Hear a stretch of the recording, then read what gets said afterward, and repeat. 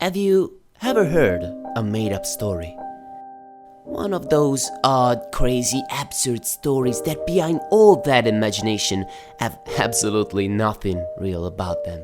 Well, this is not one of those stories. It might seem like one, but it isn't. I know what I saw because I was there, and I've been there for a very long time, until that one day when the sun up high lit a tiny street dyed in a fascinating color. A color that reminded of the most beautiful red roses.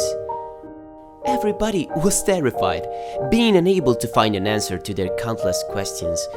They all probably preferred to forget what took place in the little street that takes to school. Everybody but me.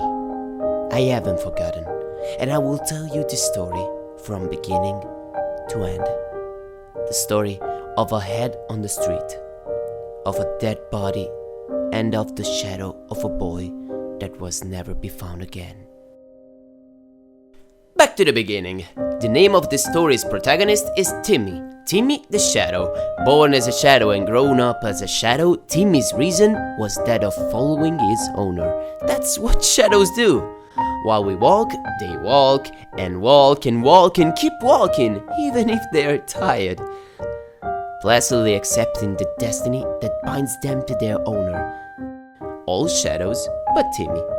Timmy, like all shadows, was an orphan, but since he was very young, he had a weird, singular wish. A wish that made him an unordinary, unique shadow.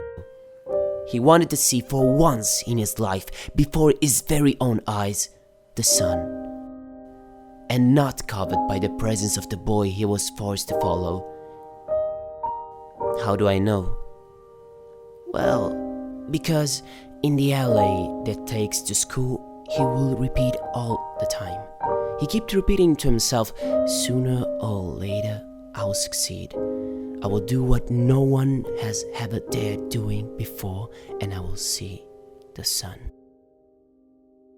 Weeks went by, then months and years, but Timmy never got to see the sun, nor to elevate what, by now, had become true obsession for him.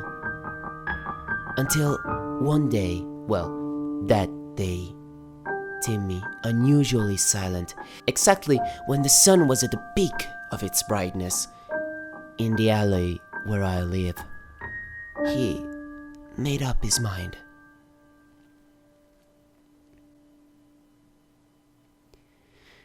I still wonder to this day what was going through Timmy's mind right before that moment. He might have been thinking, I can't accept the whole of my existence solely consists of having my feet trod on. Or maybe just, I feel cold, might have been enough to justify him.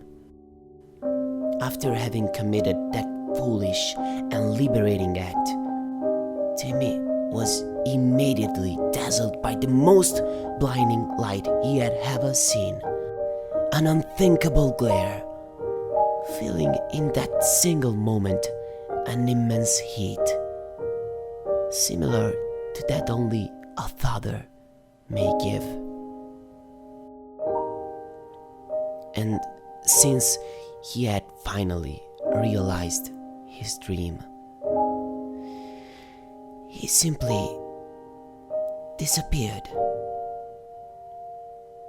giving me nothing but a leaf, the chance of falling from my tree, allowing me to closely observe that fascinating color that had, by now, painted a large portion of the little alleyway that took to school. The same color of the most beautiful red roses.